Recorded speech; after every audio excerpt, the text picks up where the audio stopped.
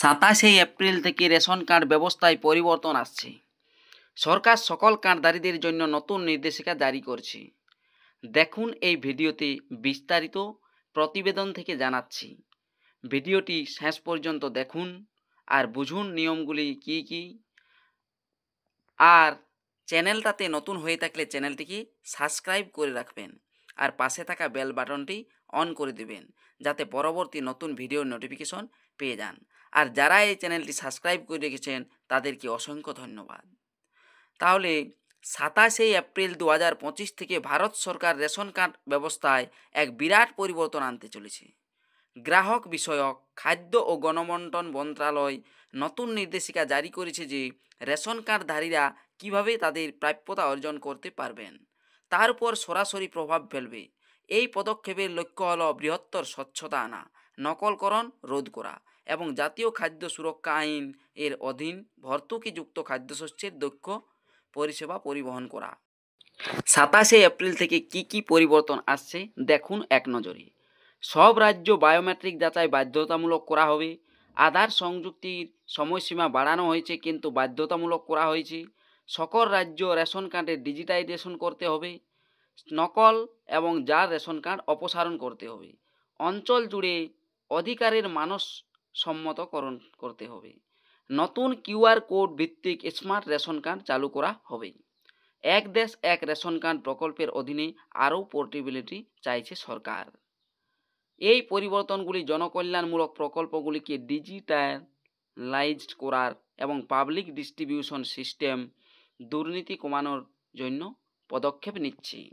Ration সুবিধার নকলকরণ এবং অপব্যবহার রোধ করতে এটা চালু করা হচ্ছে।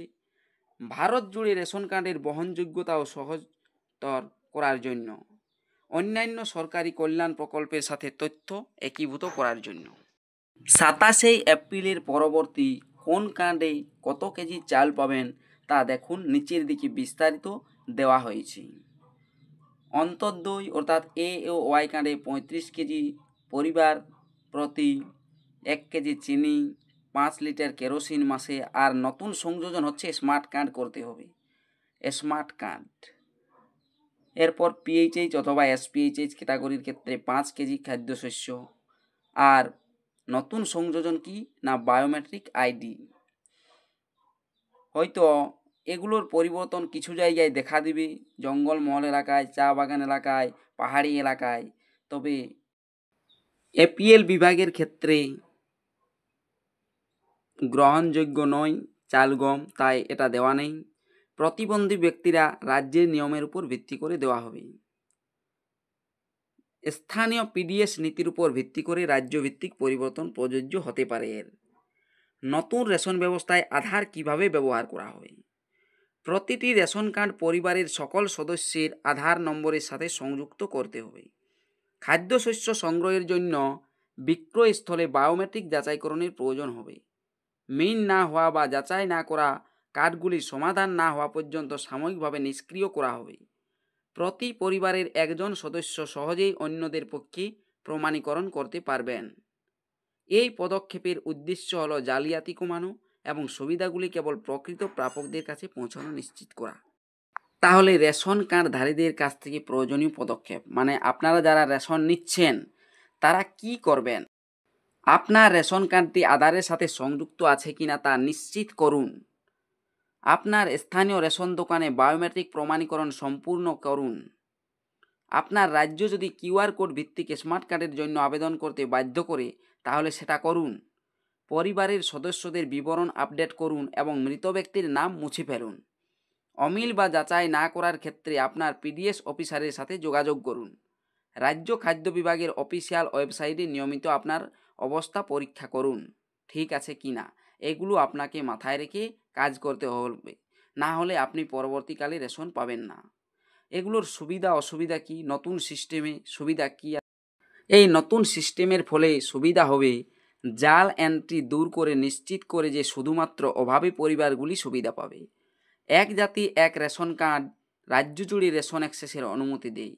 বিতরণের ডিজিটাল ট্র্যাকিং ফাঁস এবং দুর্নীতি বন্ধ করে।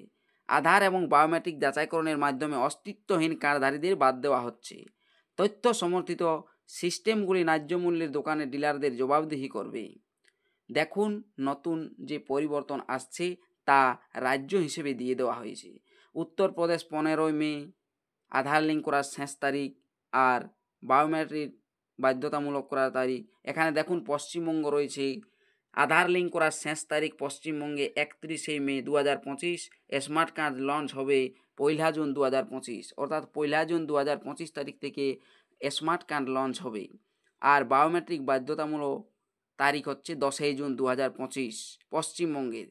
আর নতুন যে কাজটি হবে সেটা জুন 2025-এর মধ্যেই বাস্তবায়িত হবে স্মার্ট কার্ড লঞ্চ 1 জুন পশ্চিমবঙ্গের ক্ষেত্রে। এটা চূড়ান্ত আপডেট এবং সম্মতি পদক্ষেপের জন্য নাগরিকদের তাদের নিজ নিজ রাজ্যের ওয়েবসাইটগুলি দেখার জন্য উৎসাহিত করা হচ্ছে।